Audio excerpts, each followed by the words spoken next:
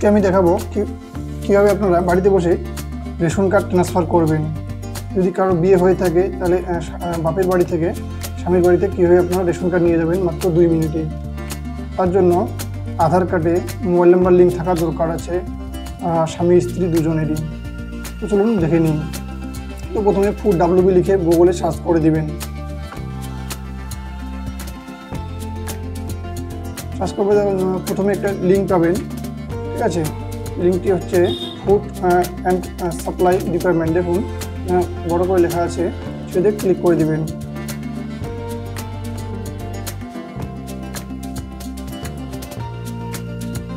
পরবর্তী যে পেজটা আছে সেটা এরকম চলে আসবে। দেখুন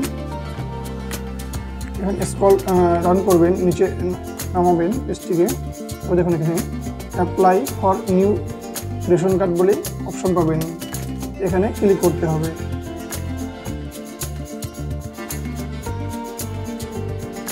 যা রেশন কার্ড ট্রান্সফার করবেন তার আধার নাম্বারটা এখানে বসিয়ে দিবেন। তারপর এখানে চেক বক্সটিতে ক্লিক করে এখানে সেন্ড OTP-তে ক্লিক করবেন।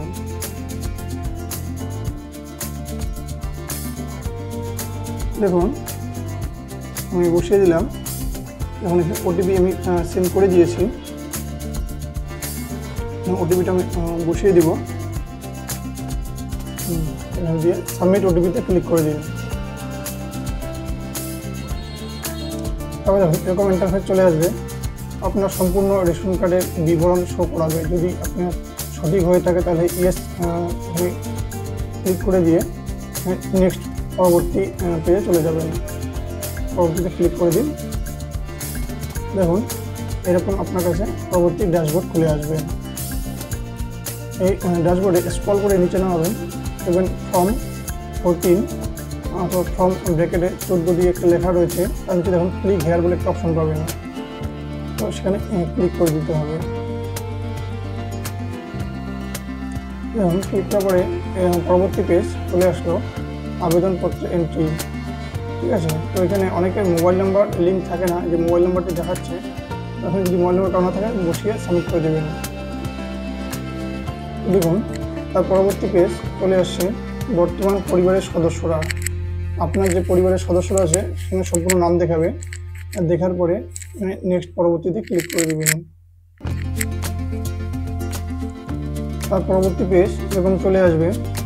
আবার এখানে সাইডে দেখুন সিলেক্ট বলে অপশন পাবেন, তার চেক বক্সগুলো রয়েছে আপনার নামের সোজা, সেটাতে ক্লিক করে দিয়ে নিচে যে সিলেক্ট বেনিফিশিয়ারিতে ক্লিক করে দিবেন। তারপরে নেক্সট পরবর্তীতে ক্লিক করে দিবেন।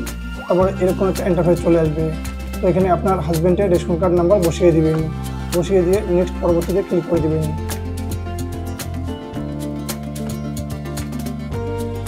এখন তার পরবর্তী পেজে এখানে আপনার স্বামীর সম্পূর্ণ ইনফরমেশন দেখিয়ে দিবে এবং চেকবক্সটিতে ক্লিক করে ভেরিফাই আধারে ক্লিক করে দিবেন। তারপরে আপনার স্বামীর যে মোবাইল আধার কার্ডে মোবাইল নাম্বার লিঙ্ক রয়েছে সেটাতে OTP পাঠাবে। OTP-টা এখানে বসিয়ে সাবমিট যে অপশনটি রয়েছে সেখানে ক্লিক করে দেবেন, সাবমিট OTP অ্যান্ড নেক্সট। দেখুন আপনার স্বামীর বাড়ির সম্পূর্ণ ফ্যামিলির যে নামগুলি রয়েছে সেগুলো এখানে শো করিয়ে দেবে। তো সেগুলি দেখে নিয়ে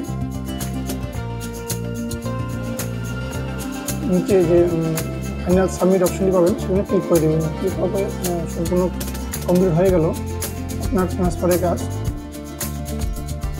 বর্তমানে তো আর কোনো জায়গায় ডকুমেন্ট জমা না করলেও রেশন কার্ডটি ট্রান্সফার হয়ে যাচ্ছে, পরবর্তীতে লাগতেও পারে।